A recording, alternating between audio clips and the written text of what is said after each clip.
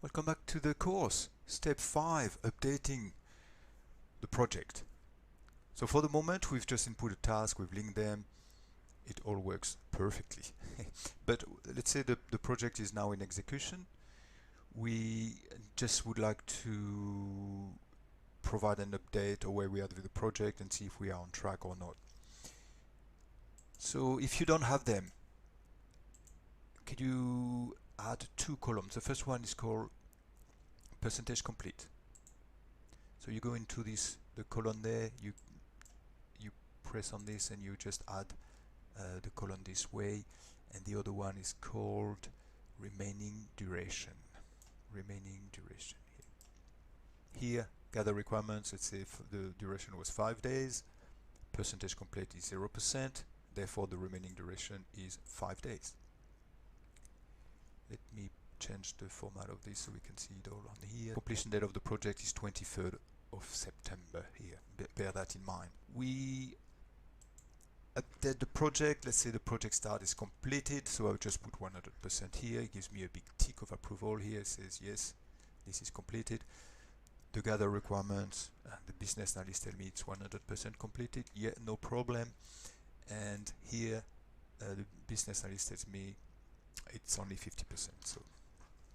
So what it does is it gives you a big tick of the one that's 100% completed. The one that are only partially completed, it would just give you this line just halfway through or to the level of completion of the task. So here's 100%, or there's a line inside, it shows you the progress, so it shows you it's all done. This is showing you only 50%. So normally, as you would, we cannot do it now because we have put some dates in the future for for training purpose. But usually you would have a vertical line here showing on the day of today's day. Let's imagine we are the 24th of August.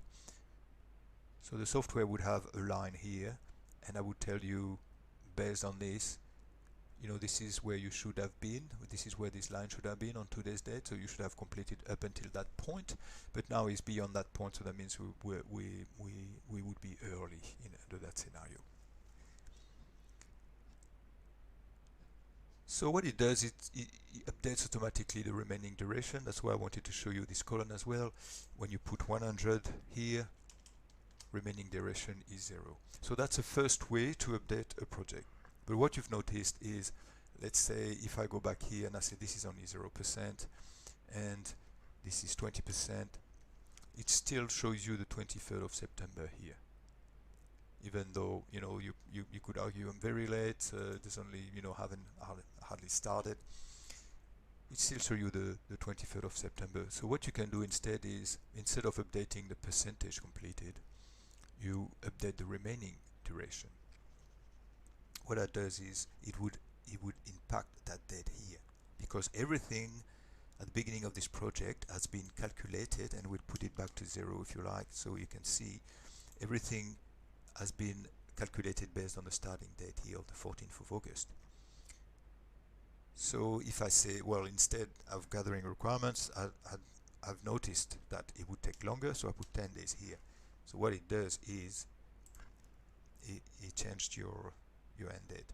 So it seems good, it seems accurate, but when you're a project manager working on the project, and what you don't want to do is to have the end date of the project changing on a daily basis based on the update of the guys, of the team.